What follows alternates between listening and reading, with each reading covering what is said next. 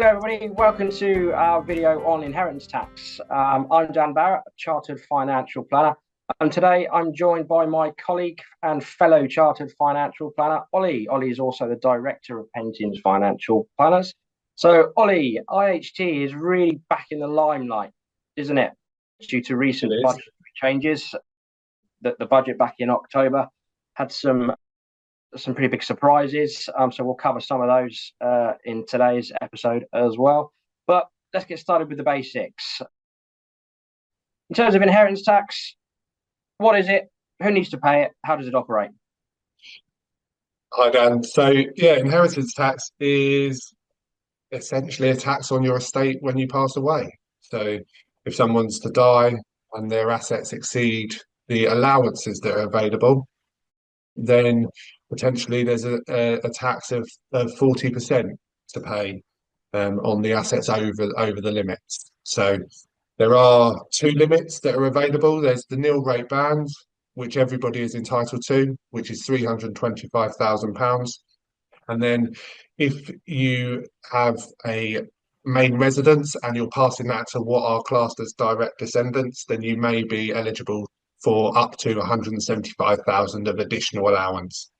So when we think about a couple that are passing their property to children, they could have as much as £1 million that would potentially be exempt before their estate would be subject to inheritance tax. So it doesn't affect everybody, but at 40% is quite an aggressive tax.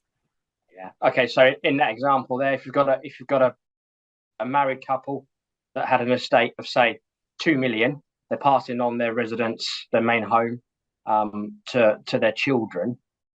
They've got £1 million which they can pass on tax free, and then the other million, as in that example, would be taxed potentially at 40%. So you'd have potentially a £400,000 inheritance tax liability in that scenario, wouldn't you?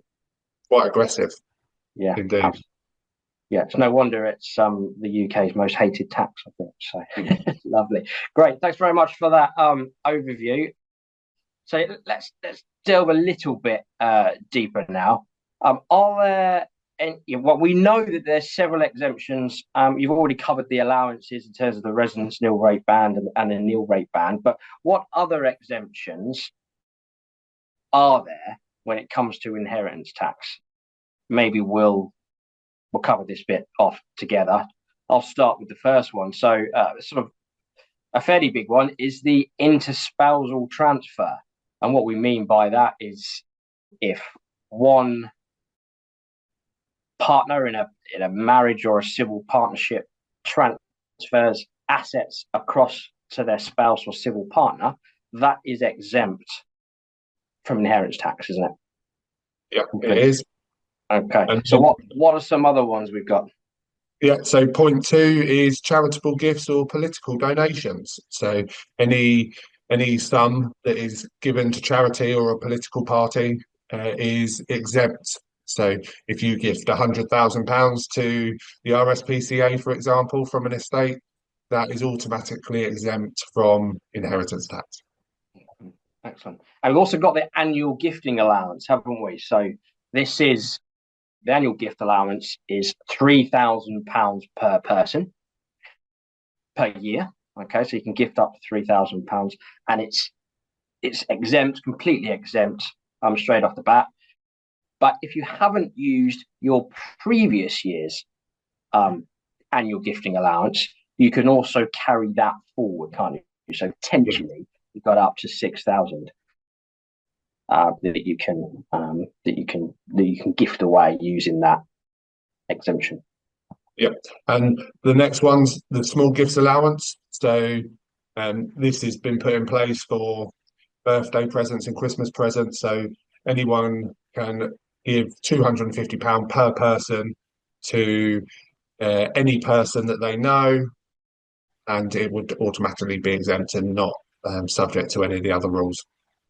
No, actually, we've also got weddings as well. When somebody's getting married, you've got wedding gifts, and depending on who the gift's from, it depends on the value. It's either between 1,000 and 5,000, depending on whether it's a parent or grandparent. But yeah, they're also exempt, aren't they? Gifts on marriage. And what's Yeah. the final big exemption that we've got? So we've got what's known as is gifts out of normal expenditure or gifts out of regular income. It does come with more than one name, but this is which can be used to effectively exempt potentially significant sums of money. But the rule is effectively if you've got excess income that you're not using for your lifestyle, you can give it away to people on a regular basis without it being included in the calculation. This one has a couple of caveats to it. So there's effectively three main rules, and that is that it must come from what is defined as income and not capital. It must be made on a regular basis. It doesn't need to be monthly, but it needs to have some element of regularity to it. And then the last rule is it must not be detrimental to your lifestyle. So you must not change your lifestyle or adapt your habits or draw from capital to meet your lifestyle and to supplement your income. It must come from naturally occurring income or income withdrawals. Yeah, so that it's a useful exemption, that, but one that you've just got to be a little bit careful how you structure it so you don't fall foul with the rules, I guess, really. And I would, yeah, in terms of that rule, it is very complicated, and I would always recommend seeking professional advice before trying to really utilize that allowance because it can be quite complex and And needs keeping records meticulous so that you record. know how much you've gifted, so that if you're ever challenged on it, you can prove Yes. that you're using that exemption and in the right way. So lovely. Okay, Ollie. So we've covered probably the basics there of IHT in terms of how it gets paid, how much the IHT is, and the nil rate bands, the resident nil rate bands we've covered, and we've just finished covering off the exemption. So if we move on to something a little bit more practical now for our viewers, what are some of the strategies that people can use to potentially reduce their inheritance tax liability? Yeah, so this is obviously where the opportunities arise. And the first one is quite a simple one, really. Give away your assets. So be it via the exemptions that we mentioned before or more significant gifting. If you gift an asset and you live past 7 years after the gift, it falls outside your estate. So in that regard, giving away significant sums of money can reduce your inheritance tax bill in the future. The next point being along similar lines, if you're not comfortable that gifting to individuals is the right answer at the moment, then you can always gift into a trust. So you can give money into a trust asset and then the trust can hold the money until the beneficiary is ready to receive those funds. Quite a complex area, trust, but a very useful tool when we're talking about inheritance tax planning. When we think about how to pay an inheritance tax bill, an answer might be to put in place a life insurance to cover that liability. So pay a regular premium to cover the cost of a lump sum on death to make sure that the bill can be paid without having to ravage the assets. This can be really helpful if an estate is what is classed as asset rich but cash poor, for example. So a high property portfolio might be a typical scenario where this could be helpful. The Yeah, next one, the next one would be utilizing investments or company assets that qualify for business relief or agricultural relief. So they can be automatically exempt from inheritance tax if held for at least 2 years. This is an area that got attacked by the budget. So it used to be an unlimited amount, but now there's a limit of 1 million before it tapers to a lower rate of tax.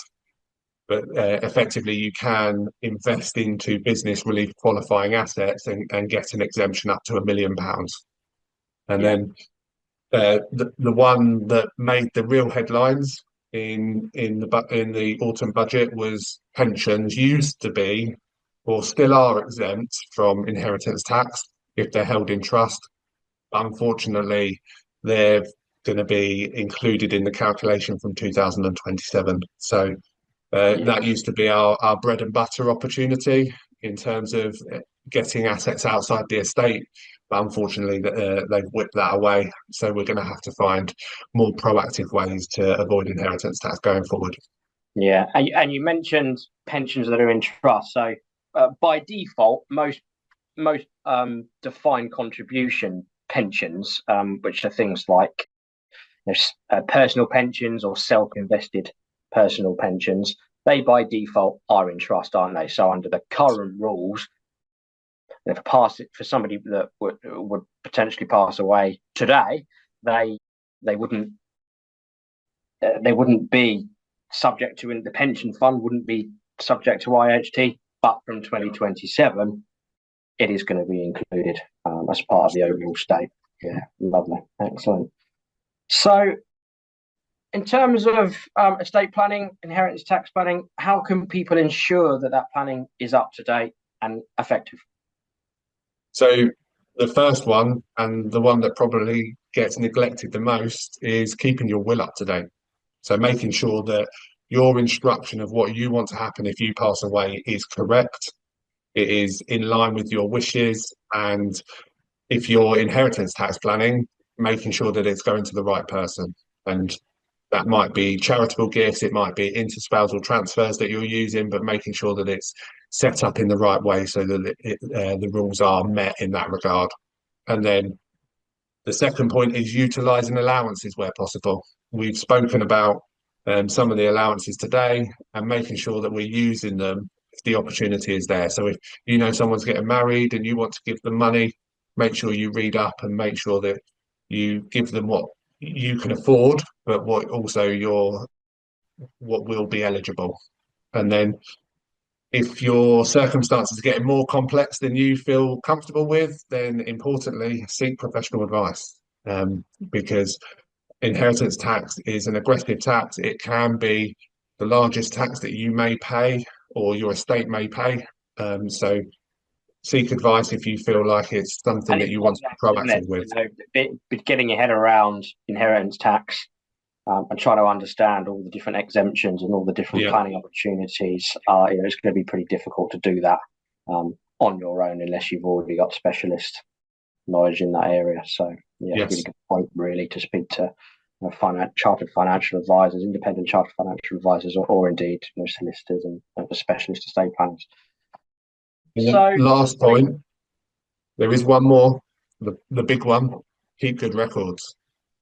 So if you're doing gifting strategies, if you're using any of the allowances above in terms of really maximizing the opportunities, then keep a spreadsheet or a diligent record of your gifts so that if anything happened to you, your executors of your estate know what the intention was and what allowance you used to potentially minimize its effect on your estate if you pass away. When those gifts were made, the date of those gifts is critical as well, isn't it? You mentioned the 7-year clock, so it's really important, isn't it, to have dates recorded as well to make it as simple as possible for your executors to administer, and factor all of those gifts in. So yeah, absolutely. So I think we're almost there, Ollie. Thanks very much for those insights that you've given us there. I think we'll just do one last question before we wrap things up. Where can our viewers go for more information or for personalised advice on inheritance tax planning? So at Pensions FP, this is one of the areas that we help a lot of clients with, and it's one of the key objectives that quite a few clients come to us with. We've done a few blogs on inheritance tax and other areas of content. And if you go to pensionsfp.co.uk, you can view them blogs, or alternatively on there as well, you can book an initial consultation with us free of charge to run through your circumstances and to ask us any questions. Lovely. Thanks very much, Ollie. Thanks again for sharing your expertise and your insights into inheritance tax. And to our viewers, thank you very much for watching, and we will see you hopefully in our next video. Thank you. Take care. Bye.